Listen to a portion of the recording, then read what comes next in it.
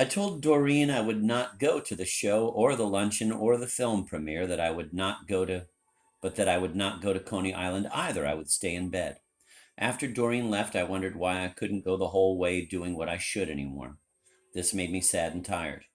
Then I wondered why I couldn't go the whole way doing what I shouldn't, the way Doreen did, and this made me even sadder and more tired. I didn't know what time it was, but I'd heard the girls bustling and calling in the hall and getting ready for the first show.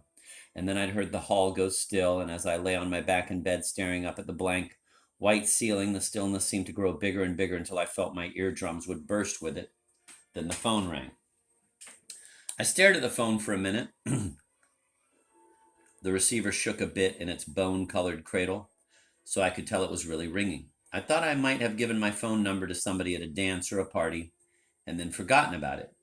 I lifted the receiver and spoke in a husky, receptive voice.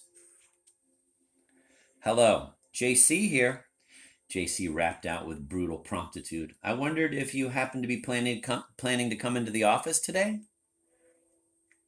I sank down into the sheets. I couldn't understand why JC thought I'd be coming into the office. We had these mimeographed schedule cards so we could keep track of all our activities, and we spent a lot of mornings and afternoons away from the office going to affairs in town. Of course, some of the affairs were optional. There was quite a pause. Then I said meekly, "I thought I was going to the first show." Of course, I hadn't thought any such thing, but I couldn't figure out what else to say. "I told her I thought I was going to the first show," I said to Betsy. "But she told me to come into the office. She wanted to have a little talk with me, and there was some work to do." "Uh-oh," Betsy said sympathetically. She must have seen the tears that plopped down into my dessert dish of meringue and brandy ice cream, because she pushed over her own untouched dessert, and I started absently on that when I'd finished my own. I felt a bit awkward about the tears, but they were real enough. JC had said some terrible things to me. When I made my wan entrance into the office at about 10 o'clock, JC stood up and came round her desk to shut the door, and I sat in the swivel chair in front of my typewriter table facing her, and she sat in the swivel chair behind her desk facing me, with the window full of potted plants, shelf after shelf of them springing up at her back like a tropical garden. "Doesn't your work interest you, Esther?" "Oh, it does," I said. "It interests me very much." I felt like yelling the words, as if that might make them more convincing, but I controlled myself. All my life I'd told myself studying and reading and writing and working like mad was what I wanted to do, and it actually seemed to me to be true. I did everything well enough and got all A's, and by the time I made it to college, nobody could stop me. I was college correspondent for the town Gazette and editor of the literary magazine and secretary of honor board, which deals with academic and social offenses and punishments, a popular office. And I had a well-known woman poet and professor on the faculty championing me for graduate school at the biggest universities in the East, and promises of full scholarships all the way. And now I was apprenticed to the best editor on an intellectual fashion magazine. And what did I do but balk and balk like a dull cart horse? "I'm very interested in everything." The words fell with a hollow flatness onto JC's desk, like so many wooden nickels. "I'm glad of that," JC said a bit waspishly. "You can learn a lot in this month on the magazine, you know, if you just roll up your shirt sleeves. The girl who was here before you didn't bother with any of the fashion show stuff. She went straight from this office onto Time." "My," I said in the same sepulchral tone. "That was quick. Of course, you have another year at college yet," JC went on a little more mildly. "What do you have in mind after you graduate?" What I always thought I had in mind was getting some big scholarship to graduate school or a grant to study all over Europe, and then I thought I'd be a professor and write books of poems, or write books of poems and be an editor of some sort. Usually I had these plans on the tip of my tongue. "I don't really know," I heard myself say. I felt a deep shock hearing myself say that, because the minute I said it, I knew it was true. It sounded true, and I recognized it the way you recognize some nondescript person that's been hanging around your door for ages and then suddenly comes up and introduces himself as your real father and looks exactly like you, so you know he really is your father, and the person you thought all your life was your father is a sham.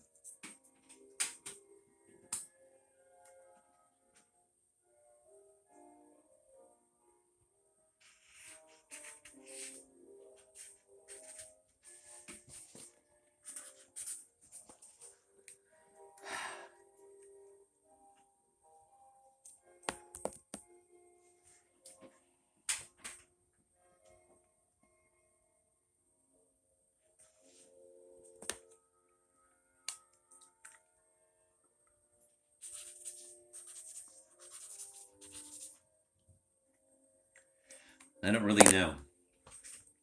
You'll never get anywhere like that, JC paused. What languages do you have? Oh, I can read a bit of French, I guess, and I've always wanted to learn German. I'd been telling people I'd always wanted to learn German for about 5 years. My mother spoke German during her childhood in America and was stoned for it during the First World War by the children at my school. My German speaking father, dead since I was 9, came from some manic depressive hamlet in the Black Heart of Prussia. My younger brother was at that moment on the experiment in international living in Berlin and speaking German like a native. What I didn't say was that each time I picked up a German dictionary or a German book, the very sight of those dense black barbed wire letters made my mind shut like a clam. I've always thought I'd like to go into publishing. I tried to recover a thread that might lead me back to my old bright salesmanship. I guess what I'll do is apply at some publishing house. You ought to read French and German, JC said mercilessly, and probably several other languages as well, Spanish and Italian, better still Russian. Hundreds of girls flood into New York every June thinking they'll be editors. You need to offer something more than the run-of-the-mill person. You better learn some languages. I hadn't the heart to tell JC there wasn't one scrap of space on my senior year schedule to learn languages in. I was taking one of those honors programs that teach you to think independently.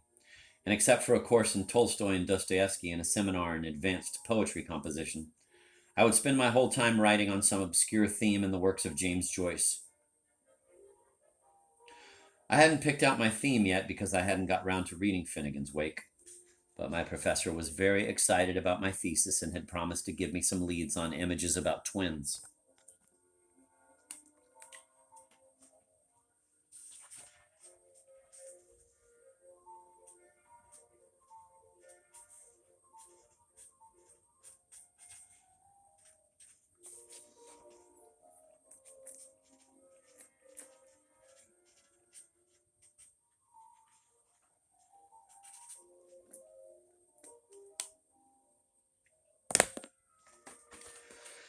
I'll see what I can do, I told JC. I probably might just fit in one of those double-barreled accelerated courses in elementary German they've rigged up. I thought at the time I might actually do this. I had a way of persuading my class dean to let me do irregular things. She regarded me as a sort of interesting experiment.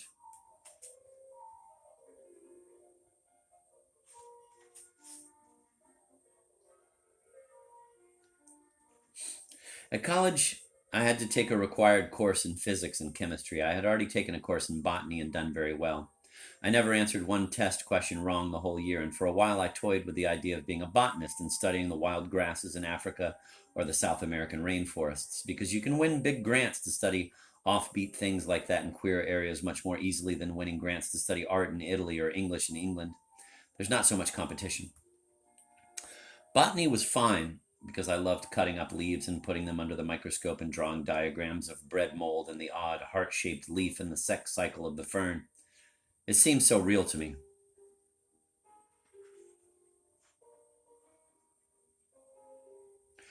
The day I went into physics class, it was death. A short, dark man with a high, lisping voice named Mr. Manzi stood in front of the class in a tight blue suit holding a little wooden ball. He put the ball on a steep grooved slide and let it run down to the bottom.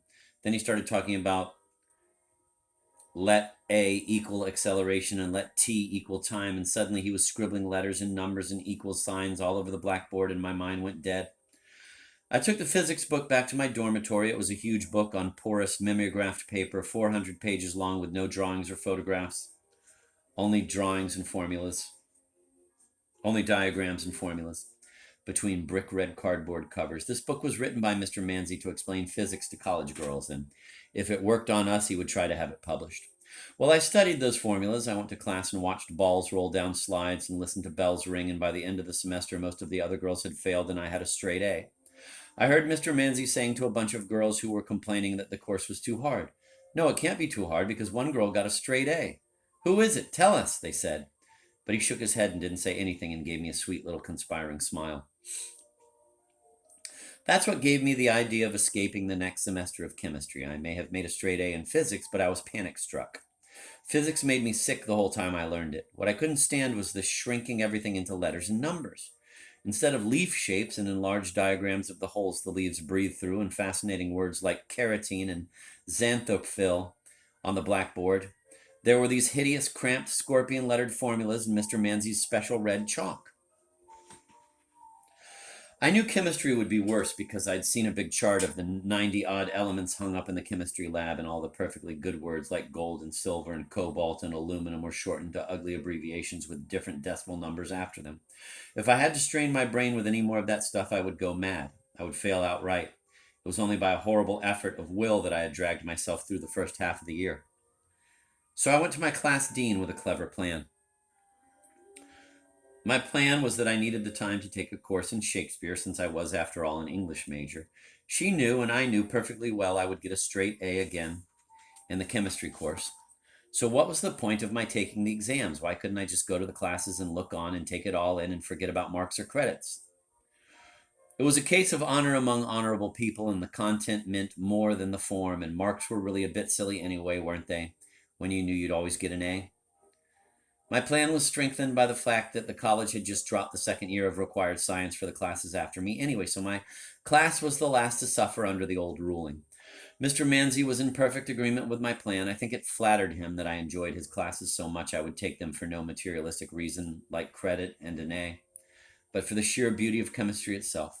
I thought it was quite ingenious of me to suggest sitting in on the chemistry course even after I'd changed over to Shakespeare. It was quite an unnecessary gesture and made it seem I simply couldn't bear to give chemistry up.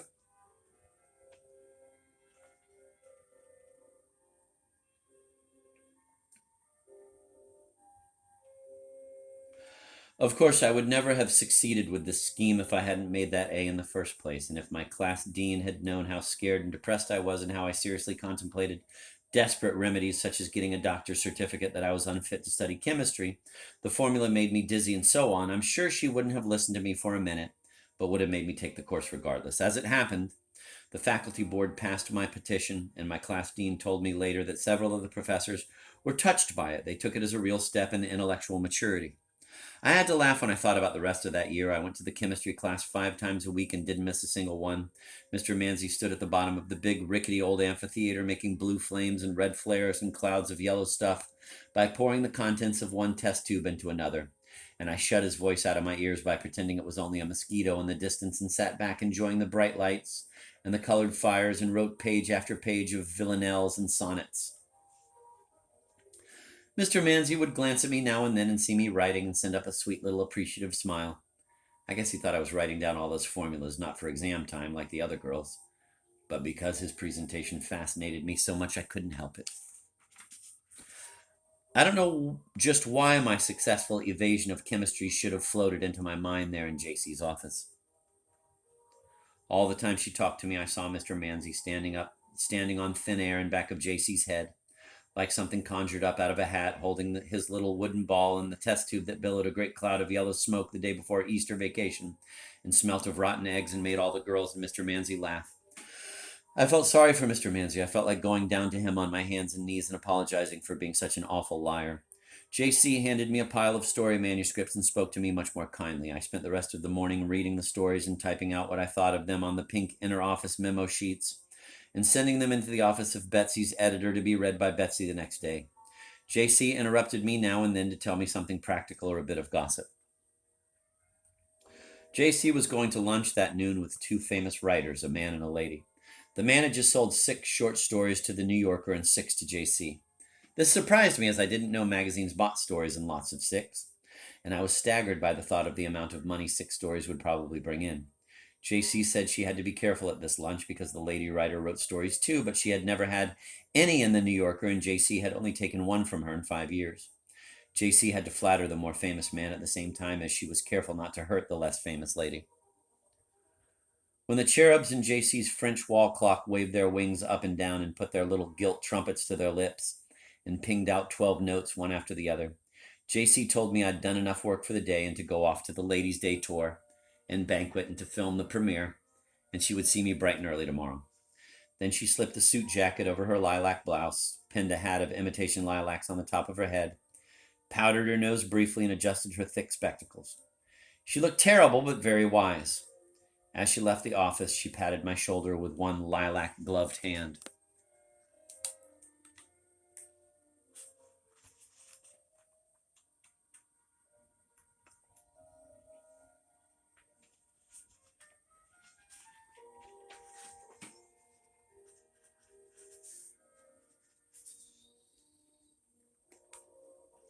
Don't let the wicked city get you down. I sat quietly in my swivel chair for a few minutes and thought about JC. I tried to imagine what it would be like if I were E.G., the famous editor, in an office full of potted rubber plants and African violets my secretary had to water each morning.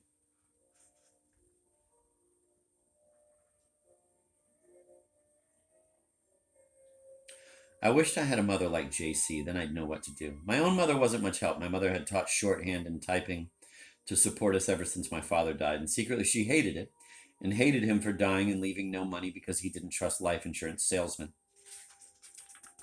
She was always on to me to learn shorthand after college so I'd have a practical skill as well as a college degree.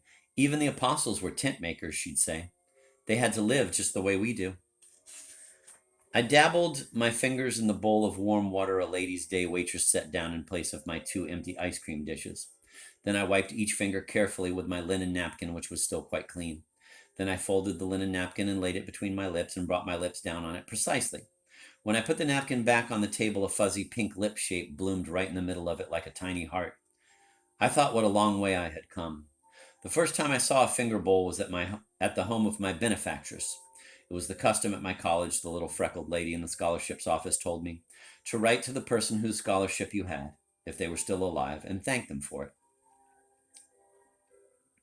I had the scholarship of Philomena Guinea, a wealthy novelist who went to my college in the early 1900s and had her first novel made into a silent film with Betty Davis as well as a radio serial that was still running. And it turned out she was alive and lived in a large mansion not far from my grandfather's country club. So I wrote Philomena Guinea a long letter in coal black ink on gray paper with the name of the college embossed on it in red. I wrote what the leaves looked like in autumn when I bicycled out into the hills and how wonderful it was to live on a campus instead of commuting by bus to a city college and having to live at home, and how all knowledge was opening up before me and perhaps one day I would be able to write great books the way she did. I had read one of Mrs. Guinea's books in the town library. The college library didn't stock them for some reason, and it was crammed from beginning to end with long, suspenseful questions. Would Evelyn discern that Gladys knew Roger in her past? Wondered Hector feverishly, and how could Donald marry her when he learned of the child Elsie, hidden away with Mrs. Rollmop on the secluded country farm? Griselda demanded of her bleak, moonlit pillow. These books earned Philomena Guinea, who later told me she had been very stupid at college, millions and millions of dollars. Mrs. Guinea answered my letter and invited me to lunch at her home. That was where I saw my first finger bowl. The water had a few cherry blossoms floating in it, and I thought it must be some clear sort of Japanese after-dinner soup, and ate every bit of it, including the crisp little blossoms. Mrs. Guinea never said anything, and it was only much later, when I told a debutante I knew at college about the dinner, that I learned what I had done. When we came out of the sunnily lit interior of the ladies' day offices, the streets were gray and fuming with rain. It wasn't the nice kind of rain that rinses you clean, but the sort of rain I imagine they must have in Brazil. It flew straight down from the sky in drops the size of coffee saucers and hit the hot sidewalks with a hiss that sent clouds of steam writhing up from the gleaming dark concrete. My secret hope of spending the afternoon alone in Central Park died in the glass egg beater of Ladies' Day revolving doors. I found myself spewed out through the warm rain and into the dim, throbbing cave of a cab, together with Betsy and Hilda and Emily Ann Offenbach, a prim little girl with a bun of red hair and a husband and 3 children in Teaneck, New Jersey. The movie was very poor. It starred a nice blonde girl who looked like June Allison but was really somebody else, and a sexy black-haired girl who looked like Elizabeth Taylor but was also somebody else, and 2 big, broad-shouldered boneheads with names like Rick and Gil. It was a football romance, and it was in Technicolor. I hate Technicolor. Everybody in Technicolor movies seems to feel obliged to wear a lurid costume in each new scene, and to stand around like a clothes horse with a lot of very green trees or very yellow wheat or very blue ocean rolling away for miles and miles in every direction. Most of the action in this picture took place in the football stands, with the 2 girls waving and cheering in smart suits with orange chrysanthemums the size of cabbages on their lapels, or in a ballroom where the girls swooped across the floor with their dates in dresses like something out of Gone with the Wind, and then sneaked off into the powder room to say nasty, intense things to each other.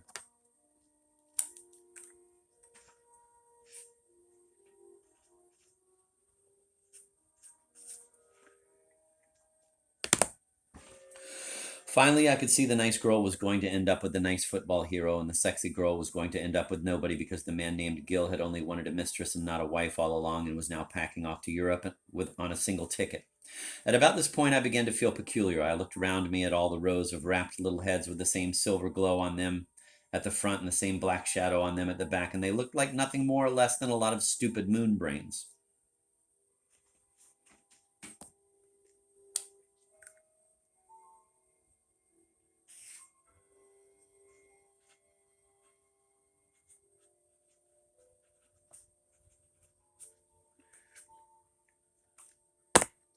I felt in terrible danger of puking. I didn't know whether it was the awful movie giving me a stomachache or all that caviar I had eaten. I'm going back to the hotel, I whispered to Betsy through the half dark. Betsy was staring at the screen with deadly concentration. Don't you feel good? She whispered, barely moving her lips. No, I said, I feel like hell. So do I. I'll come back with you. We slipped out of our seats and said, excuse me, excuse me, excuse me, down the length of our row while the people grumbled and hissed and shifted their rain boots and umbrellas to let us pass. And I stepped on as many feet as I could because it took my mind off this enormous desire to puke that was ballooning up in front of me so fast I couldn't see round it. The remains of a tepid rain were still sifting down when we stepped out into the street. Betsy looked a fright. The bloom was gone from her cheeks, and her drained face floated in front of me. Green and sweating, we fell into one of those yellow checkered cabs that are always waiting at the curb when you're trying to decide whether or not you want a taxi. And by the time we reached the hotel, I had puked once, and Betsy had puked twice.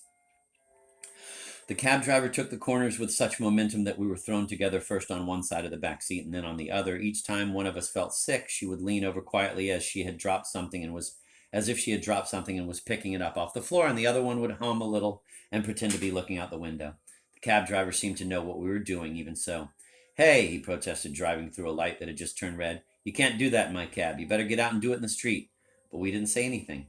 And I guess he figured we were almost at the hotel, so he didn't make us get out until we pulled up in front of the main entrance.